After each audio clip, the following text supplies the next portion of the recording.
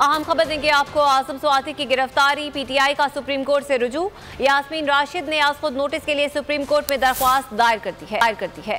दरख्वास्त supreme court Lahore registry में दायर की गई है। आजम स्वाति की गिरफ्तारी गैर कानूनी और सियासी बुनियादों पर की गई। दरख्वास्त में मौक़िफ़ अपनाया गया है। आजम स्वाति की गिरफ्तारी पर सुप्रीम कोर्ट आज खुद नोटिस ले जिम्मेदारों के खिलाफ कार्रवाई करने का हुक्म भी दिया जाए, दरख्वास्त में इस्तदा की गई है। इससे पहले हमने देखा था कि खवातीन विंग की जानिब से एहतजाज भी किया गया था और डॉक्टर यास्मीन राशिद इस एहतजाज की क़यादत कर रही थी और लाहौर कोर्ट रजिस्ट्री के बाहर पहुंची थी और बताया गया था कि एक दरख्वास्त दायर की जा रही है। आजम स्वाति की गिरफ्तारी गैर कानूनी और सियासी बुनियादों पर की गई है।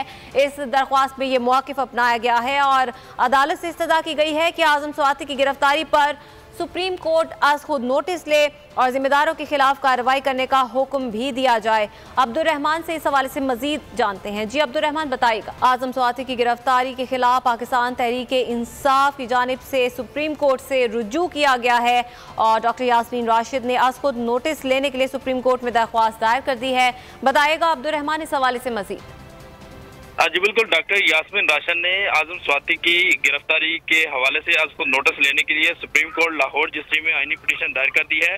दरख्वास्त में ये कहा गया है कि आईन और कानून का बरक्स जो है आजम स्वाति की गिरफ्तारी अमल में लाई गई और इस हवाले से चादर चारदीवारी का तहफ़्फ़ुज़ भी पामाल किया गया और जो कानून है वो उनके बरक्स जो है उनकी गिरफ्तारी अमल में लाकर जो है लाई गई है। लिहाजा अदालत जो है इस मामले का उसको नोटिस लेते हुए फौरी तौर पर इस मामले के हवाले से अहकाम सादर करे। जबकि इससे कबल जो है पाकिस्तान तहरीक-ए-इंसाफ की जो कारकुनान है खवातीन, उन्होंने सुप्रीम कोर्ट लाहौर रजिस्ट्री के सामने पुरअमन तौर पर एहतजाज किया और हुकूमत मुखालिफ जो है नारेबाजी भी की और फौरी तौर पर आजम स्वाति की रिहाई का भी मुतालबा किया। जी, अगर आपको ये वीडियो पसंद आए तो लाइक पर क्लिक करें।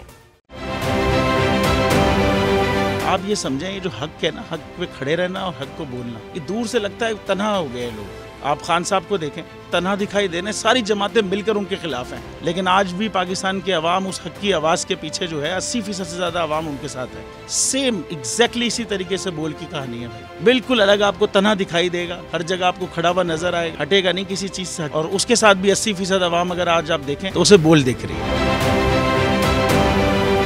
जाली केस है ना, ये हम पे उस वक्त बनाए गए थे जब हुकूमत यही थी, इन्हीं लोगों की हुकूमत थी ना। और ये जाली केस, इनको मैं नहीं कह रहा इस केस को जाली केस, इनको पाकिस्तान में क्या पूरी दुनिया में एक ऐसा शिकायत कुंदा नहीं मिला, एक ऐसा कंप्लेनेंट नहीं मिला जिसने ये कहा हो कि हमारे साथ फ्रॉड हुआ है। तो ये खुद ही बन गए कंप्लेनेंट और ये खुद ही इन्होंने खुद ही इन्वेस्टिगेशन की, उसकी खुद ही तफ्तीश भी की, यानी कि कंप्लेनेंट भी है, इन्वेस्टिगेशन ऑफिसर भी है। और इन द एंड इन्होंने फिर उसके बावजूद ये कोर्ट में जमा कराया कि जी ये केस जाली केस था और इसमें किसी किस्म जो कुछ एग्जैक्ट कर रहा था सब लीगल। ये मेरी बात नहीं है, ये इनके इन्वेस्टिगेशन ऑफिसर की बात। सबसे ज्यादा व्यूज और सबसे ज्यादा रेटिंग के साथ बोल आज भी रहा नंबर 1 पर।